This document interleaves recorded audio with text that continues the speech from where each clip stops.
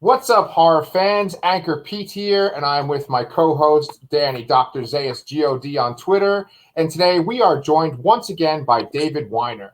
Now, you guys might recognize David because he was on our show before. We talked about his horror doc, In Search of Darkness, and we talked about it in length. And we also talked about In Search of Darkness 2, and we talked about In Search of Tomorrow.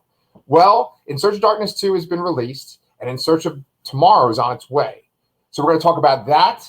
Plus, David, I was hoping that today we could also talk about In Search of Discussion, which is about like modern podcasters who grew up in the 80s, and like when we could be on that documentary too.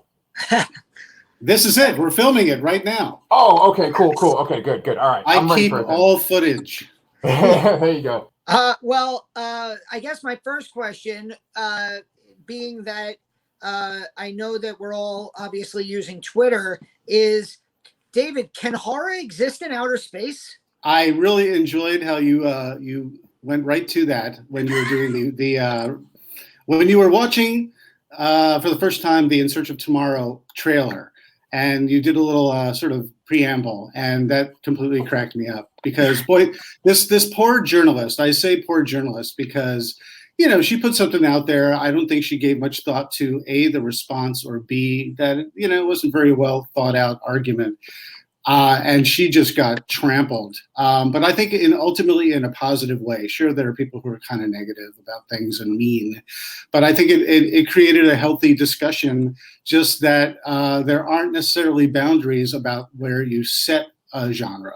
A genre is more about the trappings of the genre, not the location. So, no, you can't have horror in space. No, it's never been done. I actually used Gravity as an example, because I think for me, yeah, Gravity is a drama. It's an adventure. It's not a horror movie. It's not known as a horror movie. But gosh, if I was in Sandra Bullock's situation in space, I'd be mortified, horrified, and sure I was going to die. And boy, that's sort of the recipe for any good horror movie, is seeing if someone will live or die and survive by their wits. So, you know, it's however you want to slice it. And, you know, in space, no one can hear you scream. So yes, you made a good point. There is no horror because you can't hear the screaming. But on top of that as well, it's just like, to me, it was completely low-hanging fruit. But I was just like, well, here's Jason X, what do you want to do with that one? You know, Leprechaun 4, what do you want to do with that one? You know, it's like, for those of us who know, don't get so angry about it. It's silly. And for those who don't know, educate. Don't condemn. With genre, it's like the emotion that it evokes, right? And so that can happen in any kind of setting. It's just the emotion that's connected to it. Absolutely. You know, and so many of the best movies that I really respond to, they're multiple genres. And I don't like to say it's one particular genre. You know, Alien, Predator, Ghostbusters. What is Ghostbusters? You know, it's a comedy, but if you got to put it in a genre, is it a horror movie? Is it a sci-fi movie? You know, what is it exactly? You know, is it about homeless people who need to get a new house? You know, I mean, what is it exactly? I feel like, you know, you touched on this on the first question. You know, like, obviously social media can get very toxic very quickly, but when you're talking about genre, there's this question of, you know, what is this? You know, there's this like undying urge to classify film, and I was going to ask you, as a curator, as a documentarian, as somebody who's compiled 9 hours of horror documentary, and now you're putting out another massive sci-fi documentary.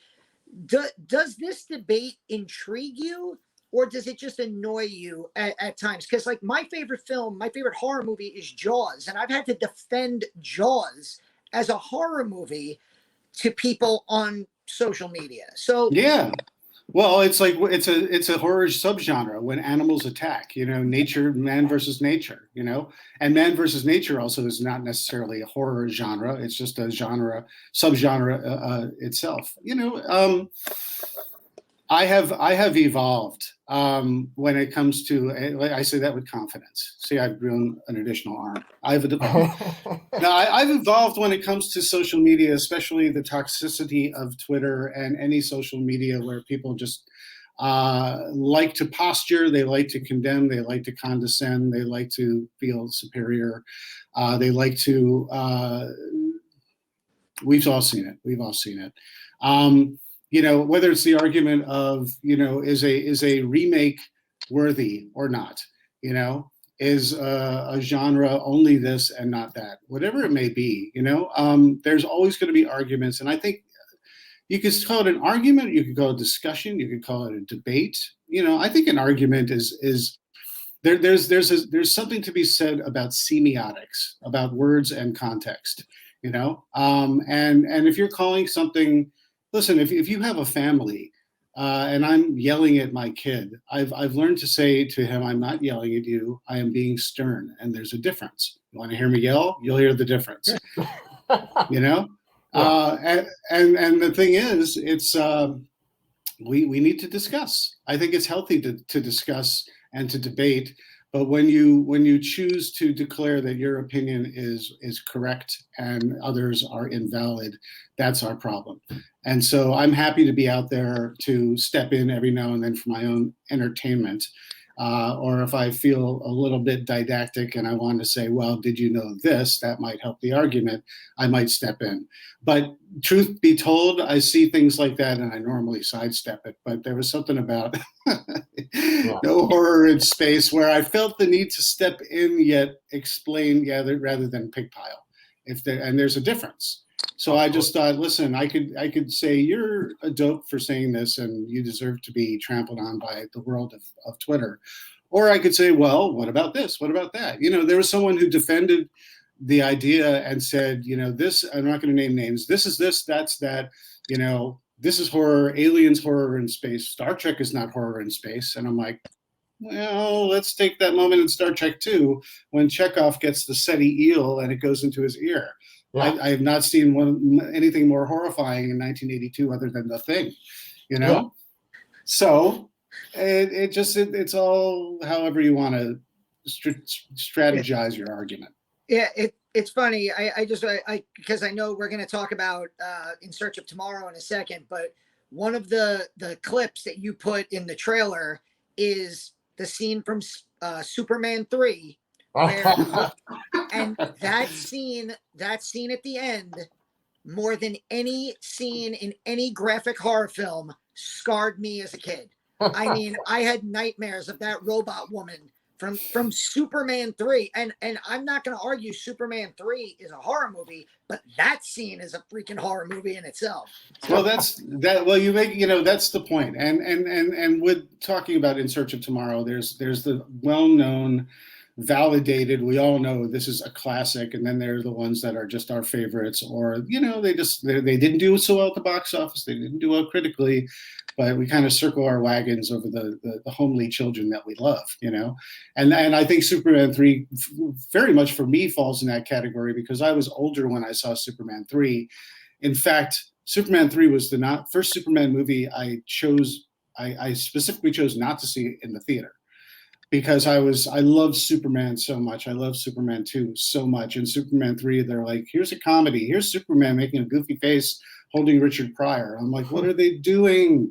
You had such this cool trajectory off of Superman 2. I was just like, no. And I was older and I was more cynical and I just said pass completely. But I can completely respect, and I eventually, of course, saw Superman 3 many times, but I can completely respect if you're younger. It's kind of the Jar Jar Binks theory that I've got.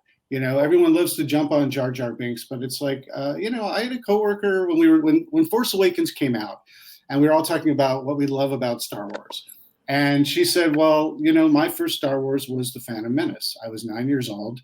And there was Jar Jar Binks, and he made me laugh, and I was entertained. And I've had to defend myself over The Phantom Menace and Jar Jar Binks for my whole life, to the point where I stopped doing it because I didn't want to be outed as someone who actually liked Jar Jar Binks. Sue me, So listen. A lot of this depends on the age you are. when you consume this stuff. And if you're young and impressionable, there is no cynicism. There's just wide-eyed excitement, enthusiasm, and you're very impressionable at that age. And so, gosh, you know, whether it's Mac and Me, if you saw that before you saw E.T., you know, or if you saw Superman 3 as your first Superman movie, it's just like awesome, you know. And if Superman 3 scared the crap out of you because all of a sudden you realize at any given moment you could be taken over and transformed by a computer into a spray silver metallic, you know, creature, then I could see nightmares for years of therapy. Yeah.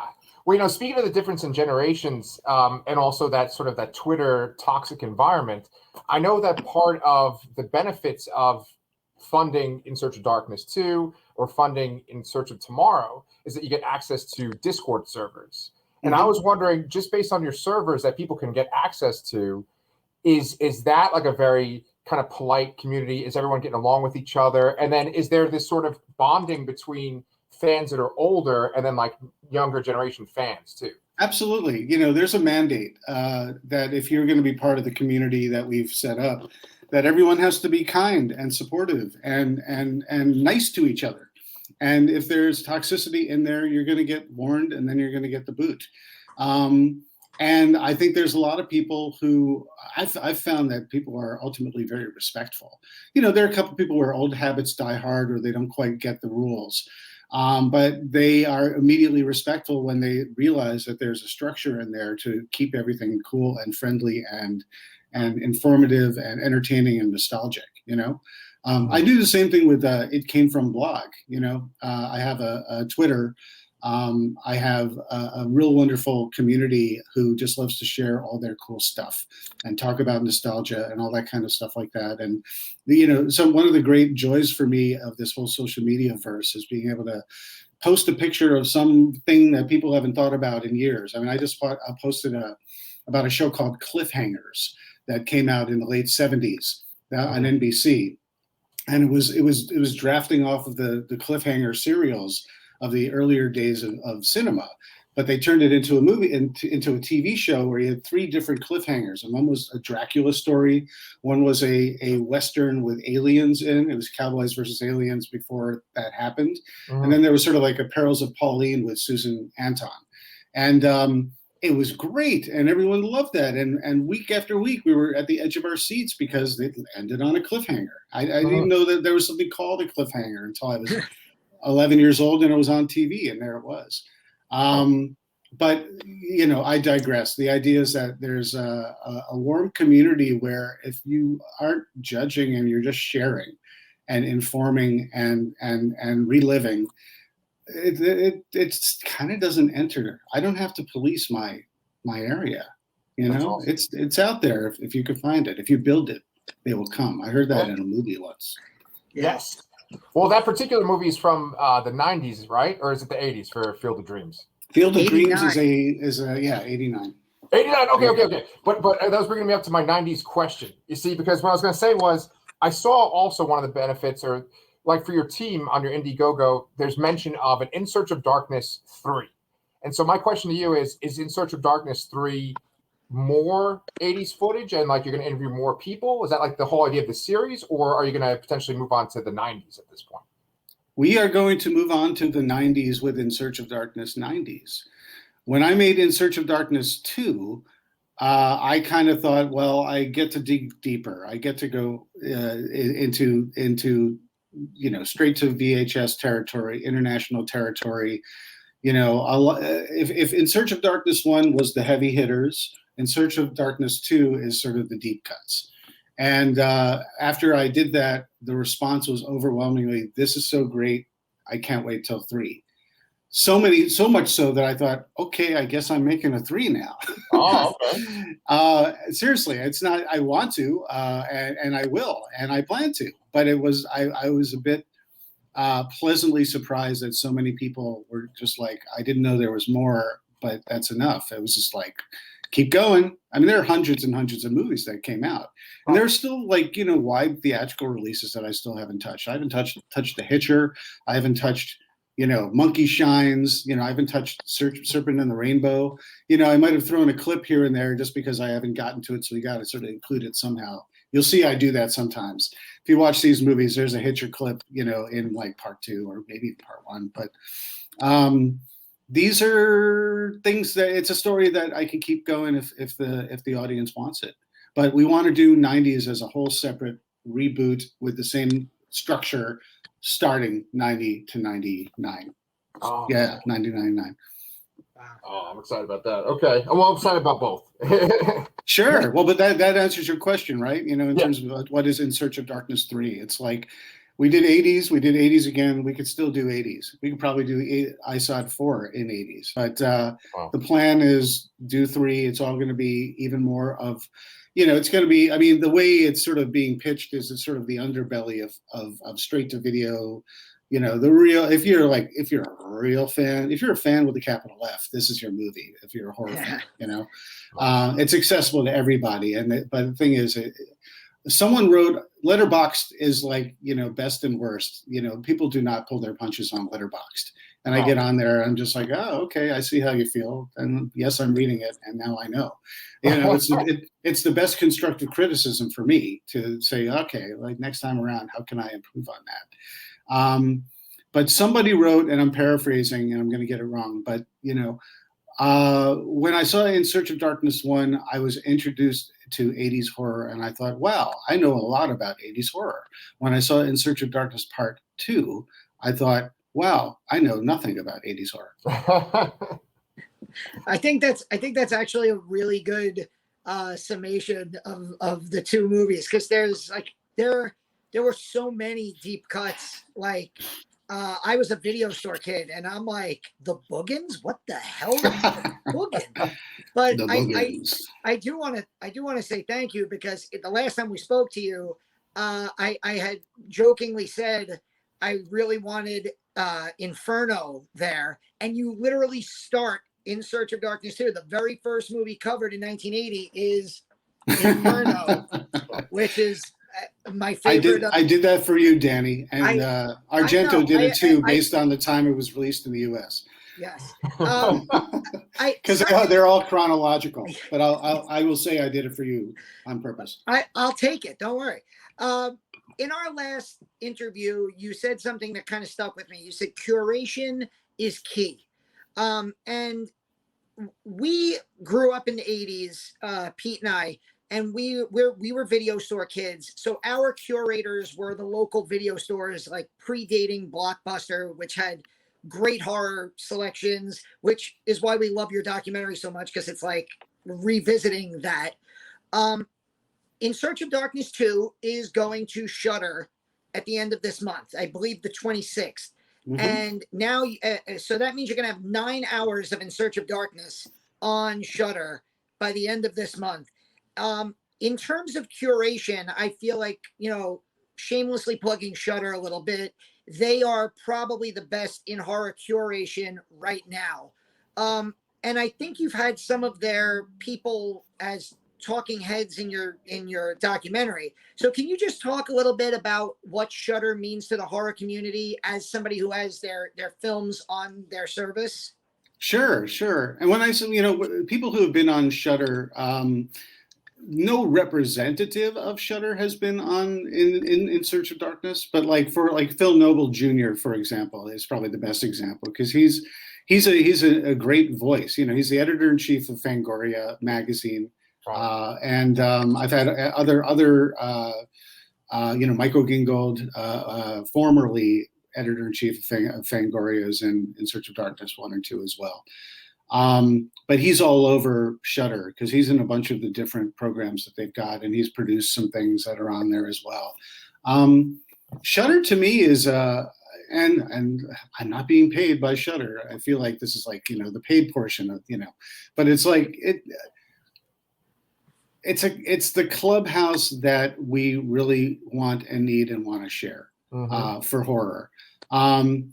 And I think what makes Shudder incredibly unique compared to any other streaming service that's out there, obviously this one is very much for horror, is that they really understand the genre, they understand the appeal of the genre, and they understand their audience, and they understand the passion of the audience and the fans.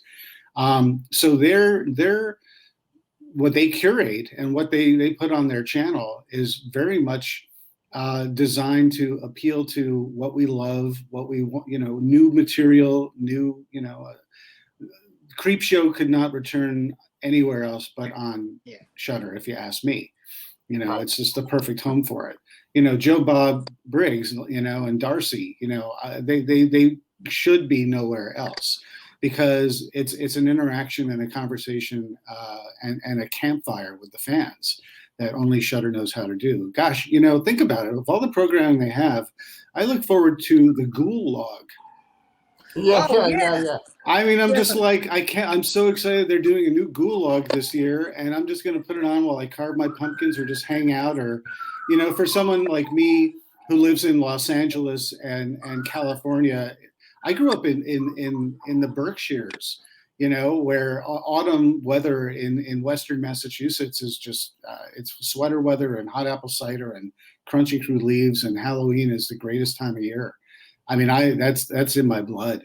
And, in California, October, it's like usually a 90-degree day, and it's kind of emotionally disappointing to me on a daily basis that I can't put on, Jethro Tull and feel like, it's going to be cold outside. Anyway, I digress. So like the Gulag is something that appeals to me absolutely. And, just if you look at their social media interaction, they're constantly fielding the fans. Craig Engler, who I think is the general manager of Shudder, he's constantly interacting with everyone online saying, what'd you like? What's your favorite? What would you like to see more of?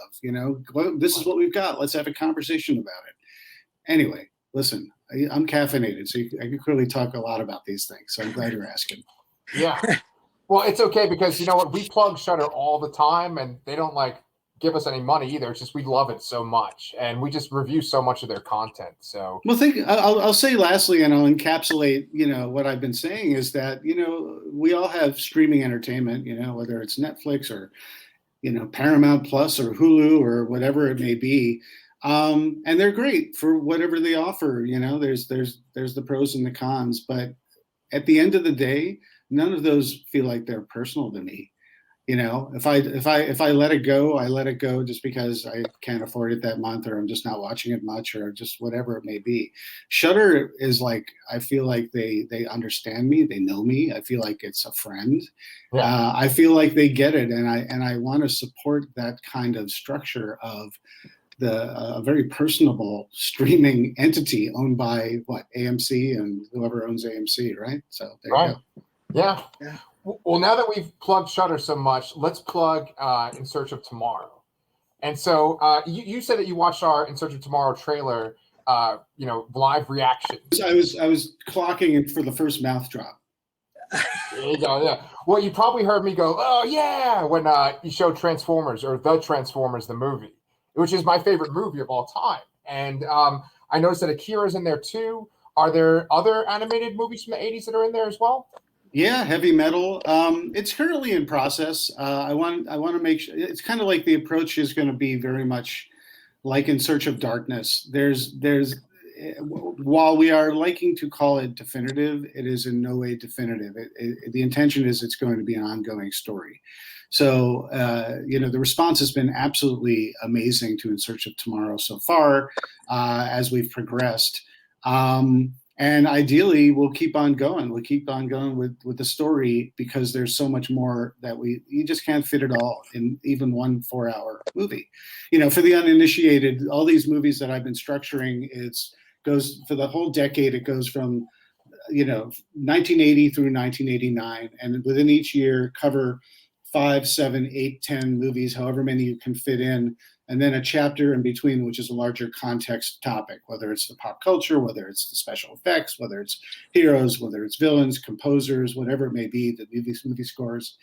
And then you just keep on going. And so there are a lot of really well-known animated sci-fi films out there.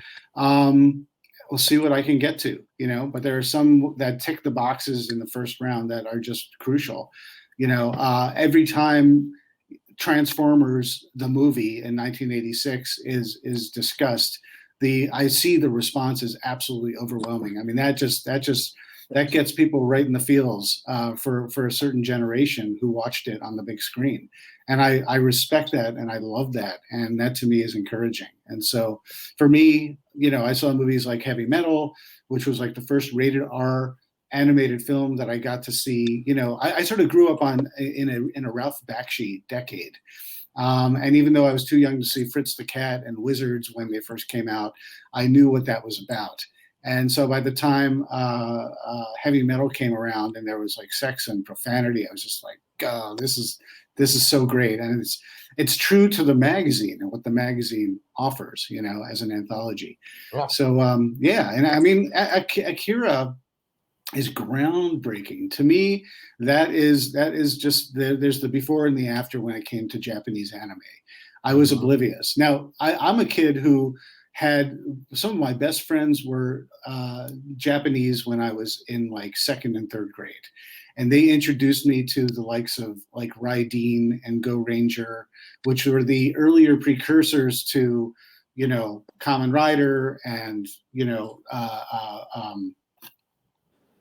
we all know it, Power Rangers, Transformers, all those things that came to America in a different form were different and blew my mind in the early 70s as a kid.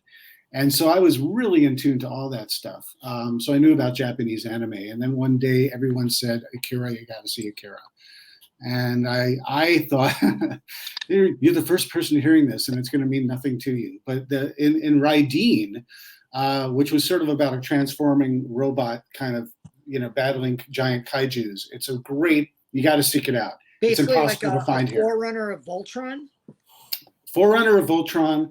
RAIDEEN they called it RAIDEEN, and it was one of the Shogun warriors, but that's when they Americanized it and said, you can have this, America. But prior to that, RAIDEEN was, it's just hard to find. But all I'm going to say is that the lead character who had this awesome motorcycle that could fly, and he'd fly into the forehead of RAIDEEN and blend in, and he could control it.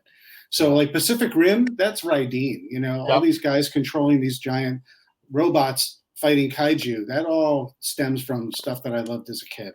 And that guy's name was AKIRA. So that's a long way of saying when AKIRA came out, I'm like, wait, they made a movie about AKIRA? That's not AKIRA. What is this AKIRA? I don't get it. And talk about jaws dropping. I was floored. I did not know that you could do that in animation and then after I saw AKIRA, I was ravenous for Japanese anime after that, and finding similar things. And Ghost in the Shell was kind of the obvious progression, but so many things. Like one of my favorites is, although I think it's early '90s, is Metropolis. There's a remake of Metropolis, loose remake of Metropolis. It's Japanese anime, and that's spectacular. Project Echo, which is in the 80s. So I want to find a way to put that in my movie in some way, shape, or form. There's so much. Listen, tip of the iceberg. We all know there's so much. But to answer your question, because I remember you asked the question, anime and animation definitely has a place in 80s sci-fi. Absolutely, yeah. Well, I'm looking forward to that, man. Yeah. I mean, that's right in my wheelhouse. I love that. I love Transformers. We actually interviewed Stephen Kostansky who made Psycho Goreman, right? And he said that Transformers, the movie, is like one of his favorite movies too, and he was saying that was a big influence. So it's cool. Like that movie really resonates. And Danny, I'm sorry to hijack your question, but like one thing I was going to say was you must stop and just for a moment and let's pay a moment of respect to Psycho Goreman, which is such a fun movie, so entertaining, so hilarious. Just brilliant beginning that. I made my nephew was sleeping over. He's the same age as my daughter. They're both 10 years old. And I made them watch it with me. And I got my, somewhere up there, I got the Blu-ray already, the Hunky Boys edition. It is so much freaking fun. That moment is hysterical. I might have a moment here. It's so funny. Yeah. Yeah. But what I was gonna say Go about ahead. Transformers the movie is that Sorry, like Pete. no, it's all good. I feel like it has this perfect blending of what you're seeing on screen and the soundtrack. Like it's rare where I've seen a movie where the soundtrack syncs up so much. And I think that like you probably touched upon this in your documentary, but like the '80s scores, I think for genre are superior to other decades. You know, anything that's come since then and anything prior. I'm sure there's great examples prior, but I think that the '80s scores are just like tremendous. And I'm really happy that you have Brad Fiedel on there and you talk about composers. I'm real excited about that. It's absolutely crucial. I think all of us, you know, people like us who care about these movies, the music is a very crucial element. We all know that if you strip away John Williams from Star Wars, it's just nowhere near the same, you know. Gosh, you know, you look at. I was doing I've seen it so many times, but I did a rewatch of Wrath of Khan, and I'm excited to talk to Nicholas Meyer, who directed Wrath of Khan, because I want to talk, among many other topics, I want to talk to him about, you know, like the chicken and the egg scenario of how you do you cut to the music or does the music cut to your cut? When you put together such a brilliant sequence where, you know, Khan and Kirk face off with the two starships, you know, for the first time, because it creates such an intention, such tension. It's a masterpiece. If you look at the way it's assembled, from the acting to the way it's edited, to the music, to the tension built, to the sound design, you know, to Ricardo Montalban's overacting. It's wonderful. I love it. Don't get me wrong. That's not a jab. That's a statement. Mm-hmm. Yeah. I love that in the trailer. I think I mentioned this on Pete and my reaction video, but I saw Vernon Wells and I met him at a convention. He was so cool, and I actually didn't realize, because when I saw him, I was like, "Holy crap! It's Bennett from Commando!" And then I looked at his pictures that he was selling, and I went, "Oh my God, he was the guy." I never knew Bennett was Wes when I saw Commando. I saw the whole movie beginning to end, and all I thought to myself was, "This, I've seen this actor before," but Yeah. it's an entirely different human. And so acting, you know, it's good. Yeah. Just speaking of the soundtracks, I mean, you brought up heavy metal And Interspace too. Interspace as well. Interspace, You know, he's the bad guy in Interspace. That's right. Oh my God. I had the heavy metal soundtrack. When I first started driving, that was like one of the first CDs that I brought down to my car. And I think over there somewhere I have the Phenomena vinyl album, Claudio Simonetti, Goblin, you know, great stuff. But In Search of Darkness 2, which right here, but I, as a crowdfunder, I paused it when I watched it with my daughter in the credits, and I showed her my name in the credits, and she was like flabbergasted. And then I kind of lied and told her that I had a huge part in making it. You did. You made sure that Inferno was first. That's right. Pete and I were talking about this, and you know, we are the target audience, maybe even people a little older than us, because we're born in the early 80s. So we got the end of the 80s, like video store phase. So like the In Search of Darkness documentaries, they are just nostalgia porn, pardon the pun, for people our age, maybe a little bit older. What do you want more younger, more modern horror fans to get out of these? Because my daughter watched both of these films with me, all 9 hours of them. And for her at 10 years old, they're just like lists now of like movies she has to knock off. But as the director, what do you want these movies to do for the younger horror fans who are looking at these and encountering these films for the first time? Well, I think that's a great question. It goes back to curation, and curation is key. When prior to this, I worked at Entertainment Tonight for like 13 years, And I learned over the time that I was there that a lot of my coworkers, who I figured if you're at Entertainment Tonight, you should be as knowledgeable as I am.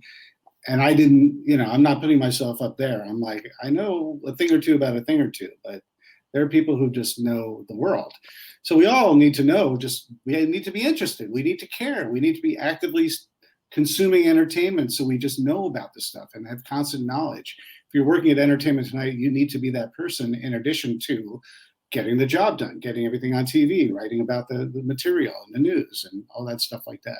Well, I was sorely mistaken. And I found myself surrounded by people who were younger than me who did not show any interest in what happened before they were born, or they were very interested, but they didn't know where to start. And they would apologize immediately because I'd say, oh, you hadn't seen Star Wars.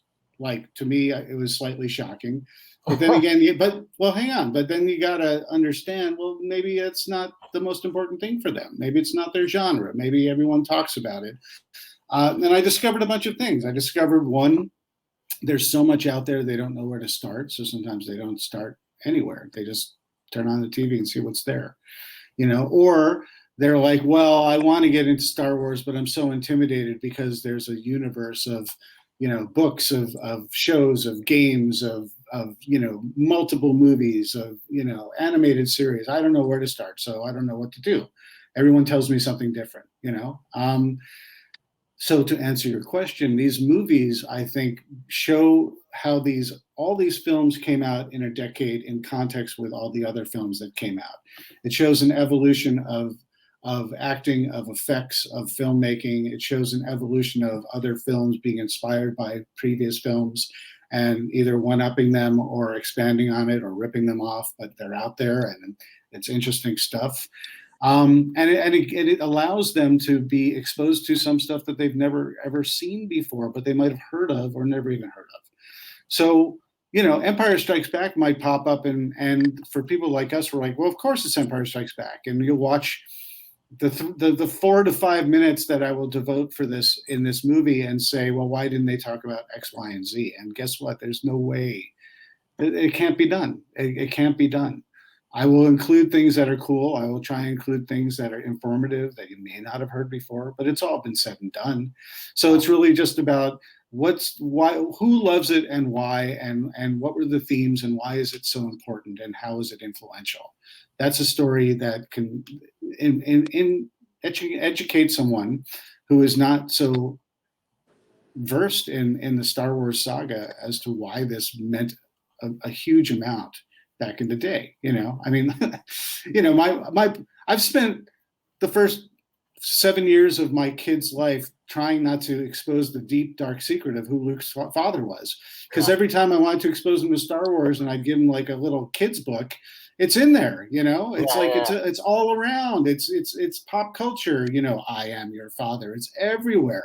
I would read him books and we'd get to that part and I'd literally skip over it, like, and Darth Vader was mean to Luke. And anyway, they rescued him, Because I wanted one day for him to one day organically watch The Empire Strikes Back and just go, it's not going to happen. It's just not there. It's not there, So I think these movies expose people to things that they know about but needed to know. They can learn more about it. They can choose if they say, this is cool. I want to now discover it on my own, to pop it in their VCR, so to speak. That's what these are for the younger generation. It's funny that one of the films that you included in Search of Darkness 2 was a film that actually did that for me. I must have rented it 10 to 15 times, was Terror in the Isles. And I was actually shocked that you put that in, because that to me was like such a, like, I can't believe the documentary is putting like a clip. Yeah, it's a bit of a meta move, isn't it? Yeah.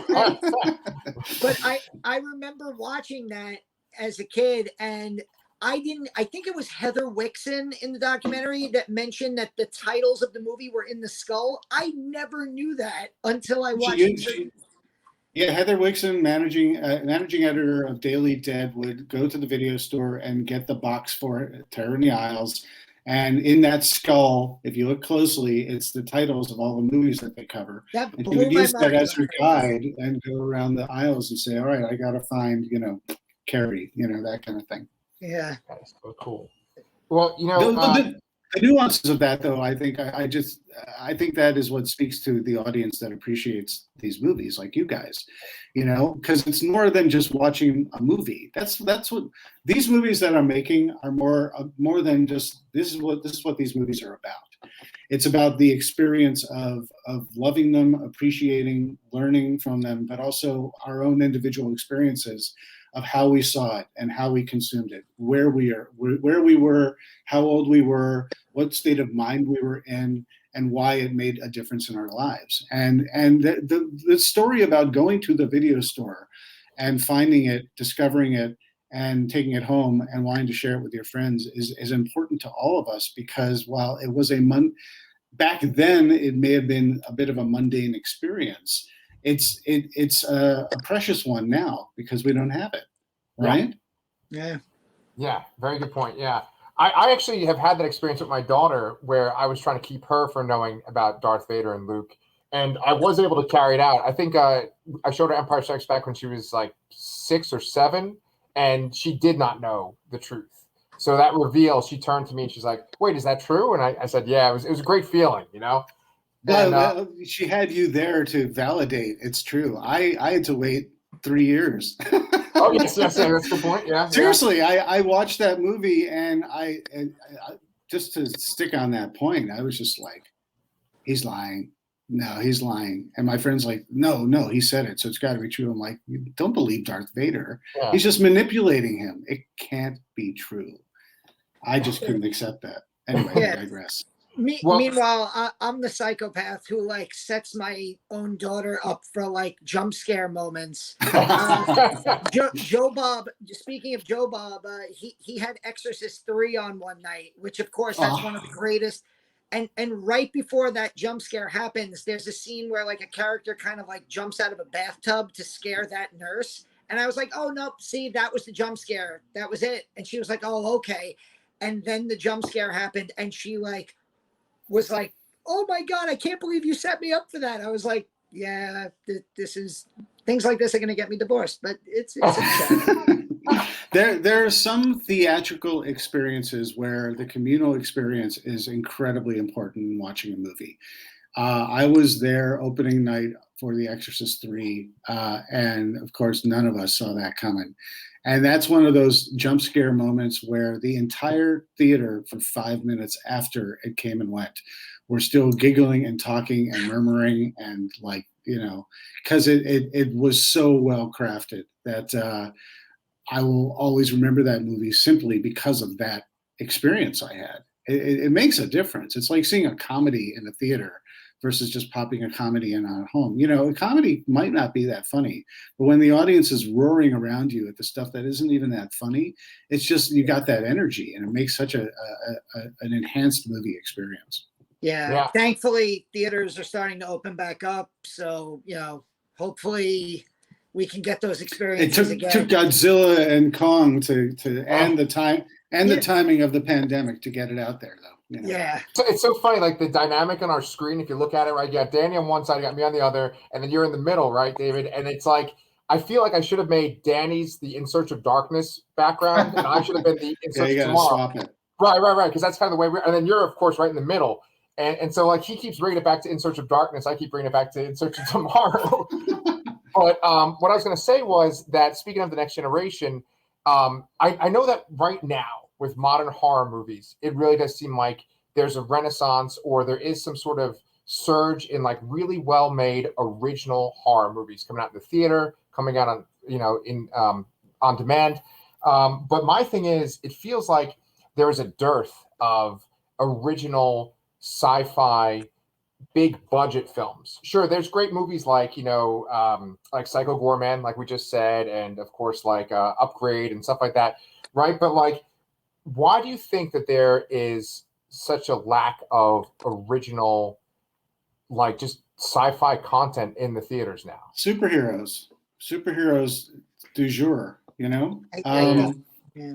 everyone, you get to have a little of both, you know, like when Guardians of the Galaxy was first announced, I will be the first to say that as much as I love Marvel and comics, I was not familiar with Guardians of the Galaxy other than the name.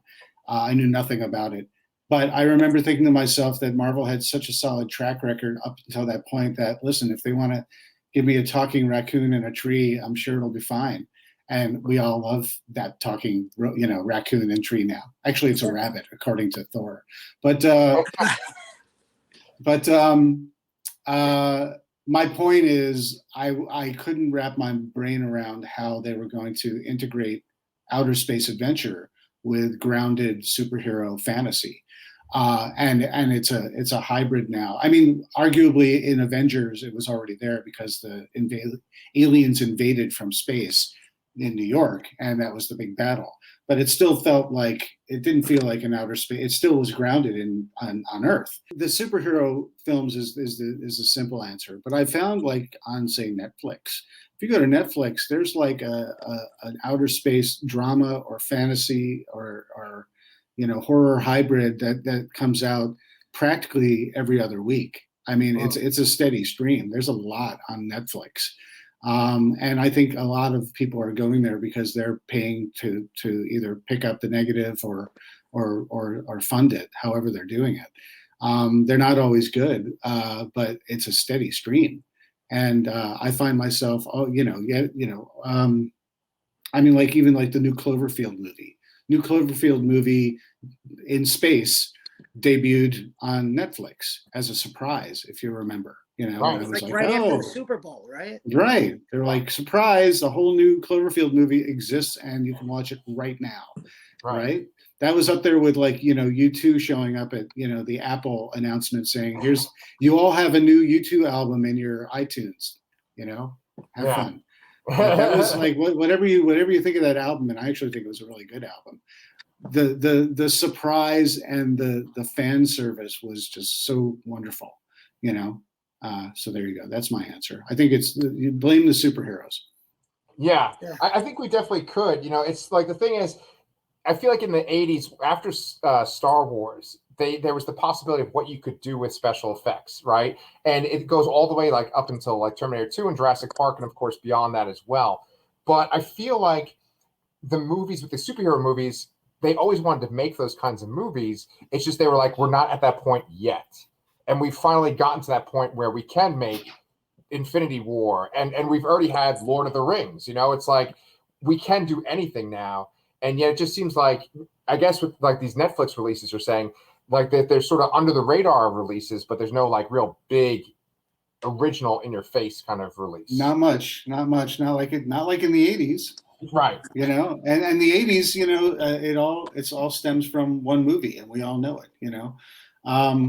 It changed the game. You know, Star Wars changed the game. Everyone wanted their, you know, the people wanted the content, the studios wanted the dollars. You know, and people were paying for it, and people, you know, like us, you know, part of my video store experience and part of my experience with sci-fi, and it all ties into In Search of Tomorrow, was I was very much trying to relive my Star Wars experience, especially between Star Wars and Empire. And any movie that came out, if it was like Star Crash or Battle Beyond the Stars, I was just like, I will be there. Battlestar Galactica on TV. If it's Star Wars-ish, I'm there, and I want that same feeling, the same feels and nostalgia that I got from Star Wars. And sometimes it hit, sometimes it missed. More often than not, it missed, and it got to the point where I got tired of being duped by really great cover art, especially if it was straight to video especially if it was produced or directed by Roger Corman. Exactly. Yeah. Well, I developed a learning curve. You know, I started to learn to, like, yeah, it looks cool, but unless there's, you know, unless the nudity is as promising as they put on the artwork here, that's of course when I was getting older, you know, I'm not going to bite, you know. But to me, that makes revisiting these movies at this age, or just over the many years later, when I avoided them in the 80s because I knew that I was tired of getting duped, you know, by ripoffs. the appreciation for the ripoffs and the homages, quote unquote, have become much more strong for me. Mm-hmm. Yeah. Mm-hmm. Yeah. I think you see that even now with the sequels and how people are they're almost out of energy with even the Star Wars sequels, and there's such a toxic like kickback against them. There is, but it's like, for everyone, and I know you know this, but for everyone who says, Star Wars is dead, Disney killed it, Mandalorian comes and everyone says, oh, more, yay, we get our Boba Fett spinoff. It's just like, it's in the hands of the storytellers, and one person's regurgitation of nostalgia is another person's, treasured intellectual Easter egg. I mean, it's just like, oh, they put a land speeder because we all love land speeders. I'm so cynical. Or they could say, oh, they're using it for part of the story. It's also part of the lore in the universe. It's canon. It all makes sense. And if you care about that and you can be impressed by that rather than cynical about it, then by all means, like, enjoy your stuff. Listen, all these things that quote unquote ruin our childhood, it cannot be ruined and it cannot be besmirched. You can recast Indiana Jones tomorrow with any actor. It's not going to take away what Harrison Ford has done for that character. I mean, he has nothing to fear. Kurt Russell has said that many times. He said that to my face. He said, because at the time, yet another Escape from New York Snake Plissken remake was in the works, and I said, what do you think? And he just said, we did ours, and it stands and lives and dies by its own merits. All power to the people who make a remake, and it won't take away what we did with our movie. And he's absolutely right. Yeah. Yeah. Well, I mean, David, it's been 52 minutes. We went past the time that we said, but I do want to just close, since I was very obviously instrumental in giving you Inferno for part 2. I have to shout out an 80s movie that you haven't covered yet, that Pete will know because we've talked about it a little bit on this channel. Oh, no. Unmasked Part 25. Unmasked 25. I have a copy right here. Movies. Get out of here. You have the Vinegar Syndrome? Let me see. No. It's a meta slasher. I think it's an English film from like 88, 89. It's streaming free on Tubi if you want to check it out. Tubi. I cannot say enough positive things about this crazy movie. I love it so much. All right. Thank you so much for coming on with us again. Yes. We love your stuff. In Search of Darkness 2 is going to be on Shudder on April 26th. Yep. And the Indiegogo is up. What is it? 80sci-fi-doc.com. Yeah, you go to 80sci-fi-doc.com, 80sci-fi-doc.com. We're running an Indiegogo campaign between now and May 4th.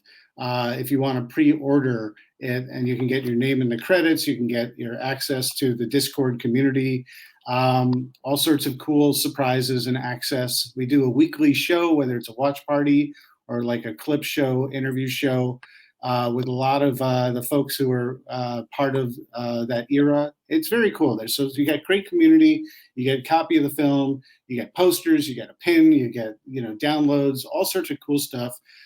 So to go to 80sci-fi-doc.com between now and May 4th. And if you've already ordered it, tell your friends, because right now what we're doing is we're really just trying to get a broader audience to be aware of this film we're doing. And to reiterate, at this point, we've got 75 people and counting that I'm interviewing, and we're putting in the movie to go 1980 to 1989, talking about sci-fi movies, their favorites, the ones that they were in, the ones that they love.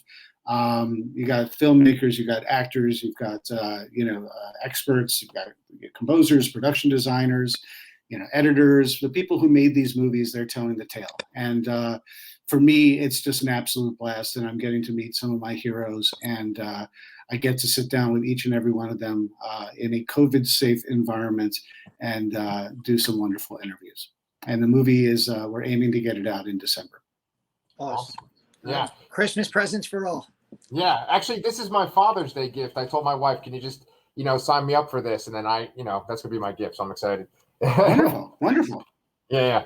So, David, we are just so happy to have you on our show anytime that you come on. And we are just such big fans of these documentaries. Like, it kind of inspires us with our show, because you're right. It's not just like summing up what the movie is about. It's about what the experience was like and how it affected us. And so we just really appreciate you having you on, and we look forward to talking to you again in the future. I appreciate you having me, and I appreciate your geek enthusiasm, and it's genuine. It's heartfelt, and we all love talking about this stuff ad nauseum, right? So, how about a 4-hour movie to talk about afterwards? Yeah. Sounds good. All right, man. You keep making them, and we'll have you back on every time, and we'll plug the next one, no problem. Well, that's why I keep making them, just for an excuse to be on your show. That's awesome, man. We'll take. Yeah, thanks so much, man.